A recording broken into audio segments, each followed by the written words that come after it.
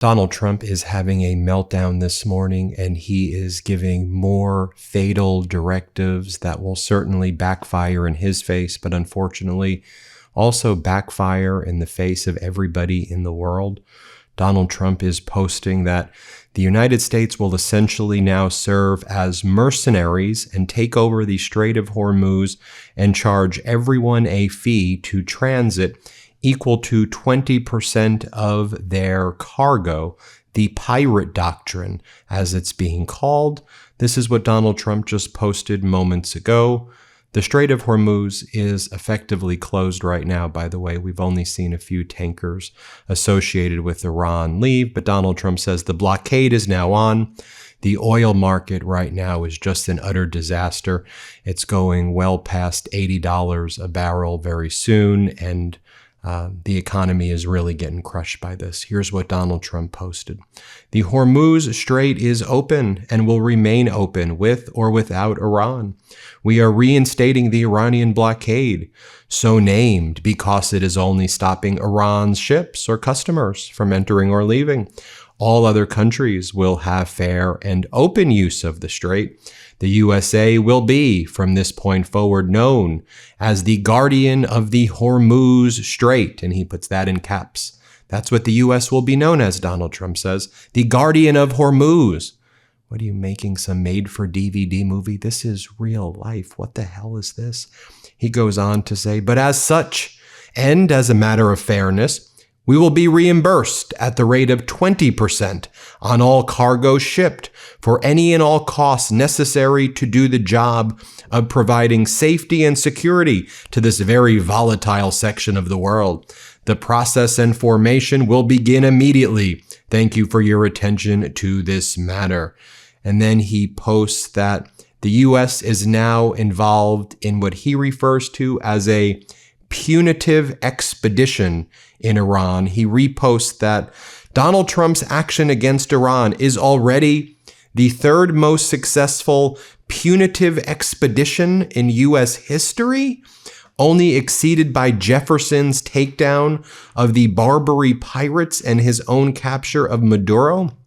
If Trump eliminates enriched uranium, it easily jumps to first place. The hell are you talking about? The third punitive expedition? Americans just want to be able to afford groceries. Americans just want to be able to afford homes and have health care. Americans don't want to be dragged into your third punitive expedition. What the hell is this? The economy is crashing right now.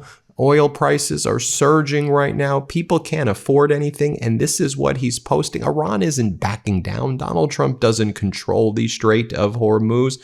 If you look at the shipping data, we've been posting it. Reuters has also confirmed it. The number of oil tankers crossing the Strait of Hormuz yesterday fell to its lowest level in 2 months. As I've been repeatedly saying, we are on the verge. Now it's a matter of days, not weeks, of the Strategic Petroleum Reserve hitting a level that will trigger an emergency and a global catastrophe because there won't be crude in the strategic reserves at all.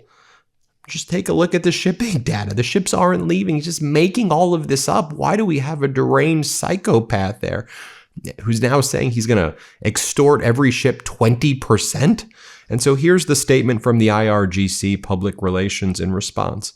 The only way to reopen the Strait of Hormuz to vessel traffic is for the aggressive U.S. military to end its intervention in the strait and respect the sovereignty of countries over their own coastal waters.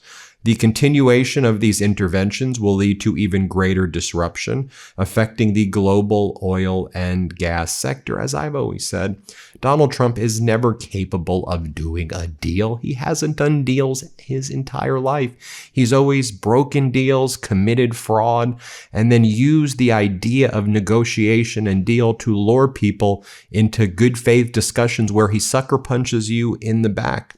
So then Donald Trump went on state regime media Fox, and I guess he was supposed to talk about Lindsey Graham. Instead, he was talking about being the guardian of the strait.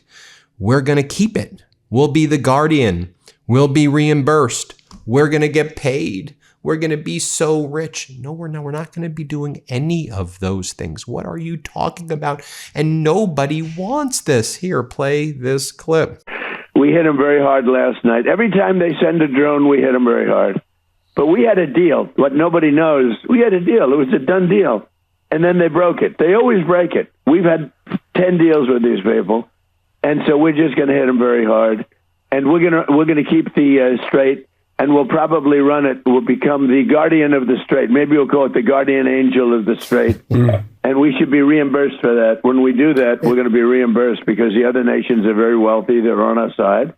And we can't be expected to do that for nothing, unlike we had for many years. You know, we guarded the strait for 50 years more, and we never got paid for it. They made all the money, and the United States was just, they wouldn't. It's amazing. It's we never made. We guarded it for nothing, and now we're going to guard it. We're going to get paid for guarding it, a lot of money. But we just want to be reimbursed for doing all of this, for putting our people in danger. But we're really not putting people. We're really saving people. When I say nobody wants it, I mean, I guess Netanyahu wants it. I guess the neocon war hawks want this. But the American people don't want to be dragged into this thing. Then you have these state regime media hosts in their propaganda ways. They're like, so Donald, it does seem like Iran's back at it again, wanting to now try to once again control the strait. What are you going to do there, Donald? And then he makes up this bizarre false story about how Iran wanted to negotiate again. Yesterday there was an 11 hours. They always like 11 hours. And then we had a deal, and then they came back after 11 hours. And then they were like, no, these people are crazy. Since March, Iran has been very consistent. Okay, say what you want to say. They've been very clear that they will not give up control over the Strait of Hormuz and will fight to the death over it. They've made that point clear. They made all their other points clear. While you've been saying, they're the greatest, I hate them, they're the greatest, there's a deal, there's not a deal, there's a deal, I'm going to blow up their civilization, I'm not going to blow up their civilization. Here's what he just said on state regime media moments ago. Let's play it. It looks like they're back at their business trying to take over the strait. What's your response? Well, we're taking over the strait. They have nothing. They've got nothing. So something that nobody knows, yesterday they had an 11-hour meeting. Everything's 11 hours with these guys. You can't settle a one sentence in 1 hour, in 1 minute. It should be 1 minute. And everything was agreed to yesterday. And they leave the room and they call back and they say, we had to make a couple of changes. I said, changes? They got to make changes? We're not going to make changes. Always changes. They just, they're professional negotiators. That's all they are. I don't even call them good at it. They haven't gotten anything. They got nothing from me. Let's face it, after a night with drinks, I don't bounce back the next day like I used to. I have to make a choice. I can either have a great night or a great next day. That is until I found pre-alcohol. ZBiotics Pre-Alcohol Probiotic Drink is the world's first genetically engineered probiotic. It was invented by PhD scientists to tackle rough mornings after drinking. And here's how it works. When you drink, alcohol gets converted into a toxic byproduct in the gut. It's a buildup of this byproduct, not dehydration, that's to blame for rough days after drinking. Pre-alcohol produces an enzyme to break this byproduct down. Just remember to make pre-alcohol your first drink of the night, drink responsibly, and you'll feel your best tomorrow. Every time I have pre-alcohol before drinks, I notice the difference the next day. Even after a night out, I can confidently plan on having a great next day without worrying. Look, I won't lie, I was a bit on the fence about pre-alcohol initially, but after giving it a chance, believe me, it's the real deal. July is packed with barbecues, fireworks, lake weekends, and late nights with friends. Keep the good times rolling into the next day. Drink pre-alcohol before you go out and wake up ready for whatever Sunday brings. Remember to head to zbiotics.com/Meidas and use the code Meidas at checkout for 15% off. And then he goes on to attack former President Obama. He says Obama was on the Iranian side. He went to their side because, he is and it seems like Donald Trump is going to say that Obama went to their side because Trump was going to say Obama's a Muslim, and then he went to their side, or Obama is like an Iranian and went to their side. This is what the psychotic, demented president of the United States is saying right now about a former president who was actually successfully able to do a deal that got rid of Iran's nuclear program. But because Donald Trump is such a feeble, pathetic loser, he has to rip up anything that has to do with Obama, and then gets us in this never-ending war where now he says that we're the guardians of the freaking strait. What the hell are you talking about, you loser? Here's what he says about Obama. Play this clip. Obama was the worst of all because Obama actually went to their side. Obama, because, you know, he's well, let's leave that for another time. He was terrible. And he allowed Iran to, but he gave them $1.7 billion in cash, in green cash, put in satchels in an airplane and brought to Iran.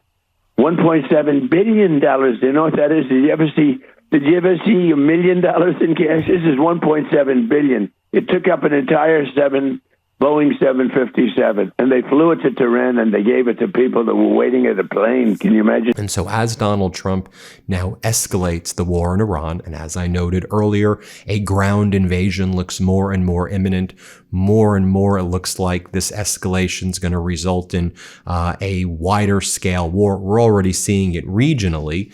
The Trump regime is pushing through their Defense Department, which they call their Department of War, a new recruiting effort called Send Me, Send Me, Send Me, Send Me. And they say in this video, even when the mission is vague, Americans have always been saying, send me, I want to go to war.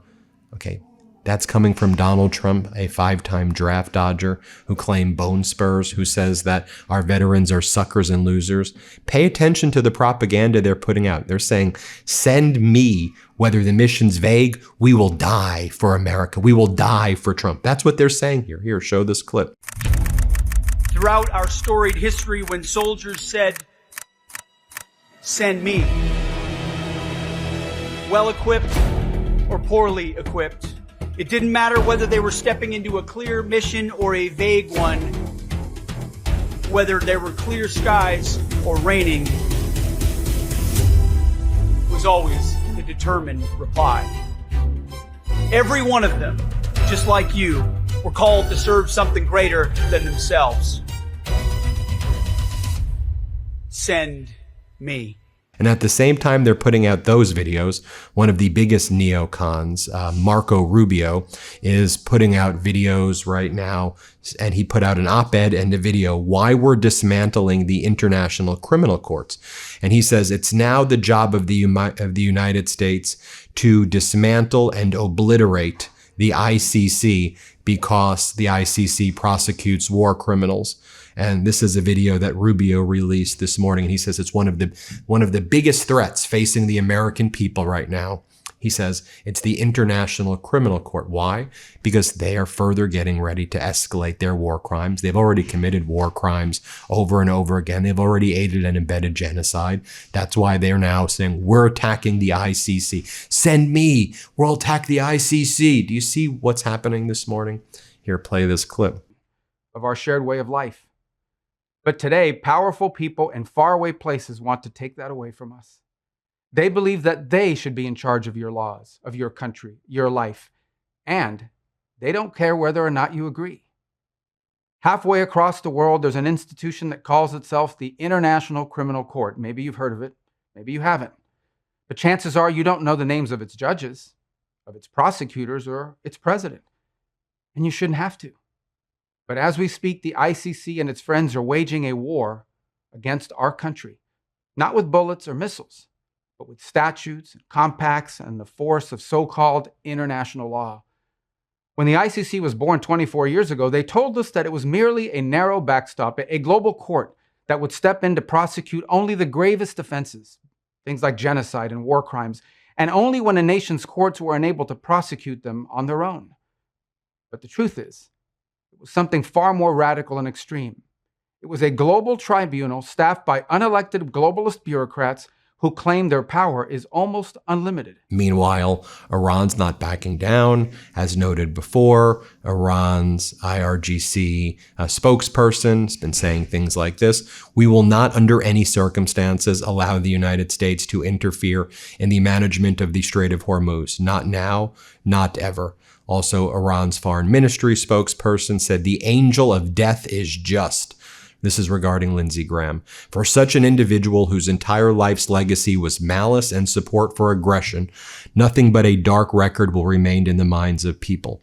The death of this hot-headed and sharp-tongued senator will certainly not grieve the heart of any free person." Now, as I noted, already this war is expanding regionally in ways that were very, very predictable. An Iranian plane was supposed to land in the airport in Yemen, and it was blocked by Saudi Arabia. Saudi Arabia controls the kind of official Yemenis government. Iran backs the Houthi government, and there's this kind of division of power, this kind of civil war, if you will, that's been going on in Yemen. Saudi Arabia controls a group. Then there's Iran that, supports the Houthis. Let me show you what it looked like as Saudi Arabia bombed the airport as this plane was about to land. Let me show you what happened over here. Let's play this clip.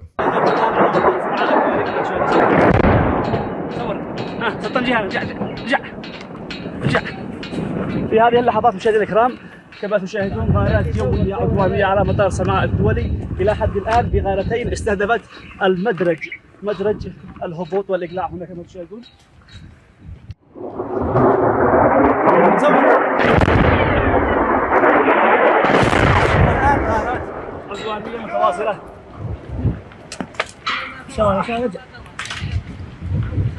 شوفوا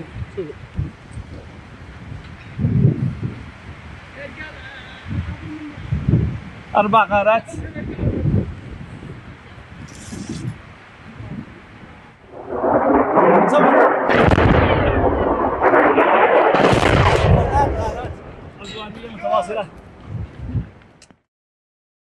Now, I do want to focus briefly on domestic issues for a moment. I'll, of course, cover this more today. One person has been killed in another shooting involving ICE, this time in Maine. According to Maine's House Speaker, he said the shooting occurred Monday morning at the Maine State Police. He said the shooting occurred Monday morning, rather, and it's being looked at right now.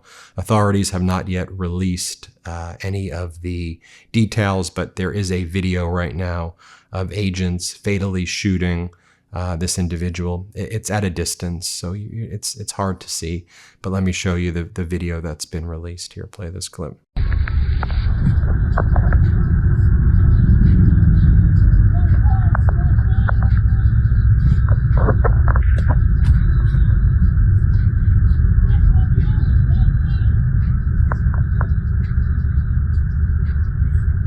Well, there you have it, folks. Let me know what you think. Hit subscribe. Let's get to 7 million subscribers. Thank you for watching.